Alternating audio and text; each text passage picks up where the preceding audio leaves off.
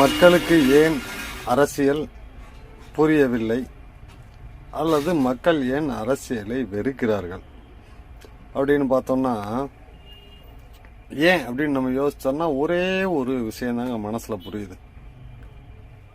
பெரும்பான்மைக்கு தேவையான இடங்களில் போட்டியிடும் கட்சிகள் ஒரு 5க்குள்ளதாங்க இருக்கும் ஒவ்வொரு மாநிலத்திலையும்.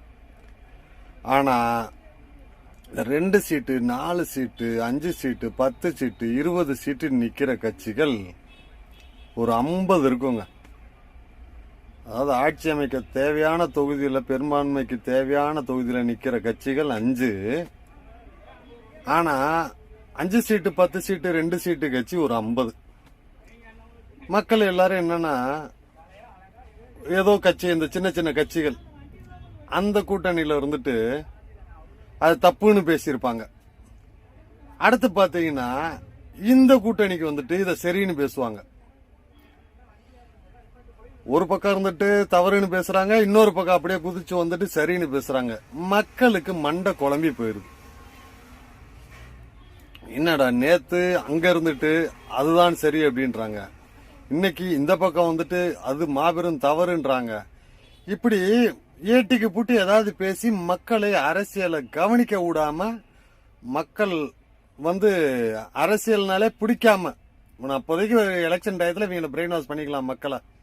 மற்றபடி யாரு நல்லவங்க, ஏன்னா ஒரு 4 கட்சி 5 கட்சி இருக்குன்னா இவங்க என்ன பேசுறாங்க, அவங்க என்ன பேசுறாங்க, இவர் சொல்றதை செய்யறாரா, அவரு சொல்றதை செய்யறாரா, யாரு சொன்னதை செய்யல, யாரு உண்மையை பேசுறாங்க, யாரு பொய் பேசுறாங்கன்னு மக்கள் ஈஸியா கவனிச்சிருவாங்க.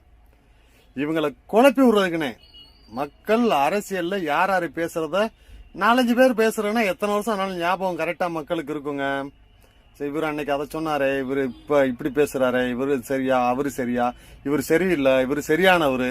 இந்த மாதிரி பெரும்பான்மையான தொகுதிகளில் ஆட்சி அமைக்கிறதுக்கு தேவைப்படுற தொகுதியில நிக்கிற நல்ல பெரிய அரசியல் கட்சி தலைவர்களுடைய அவங்களை எடை போடுறதை கெடுக்கிறதுக்காகவே 30 கட்சி 40 கட்சி இதெல்லாம் இங்கிட்டு அங்கிட்டு ஓடி ஓடி மக்கள் அரசியலை வெறுப்பாக்கி பார்க்க விடாம பண்ணிட்டு இருக்காங்க.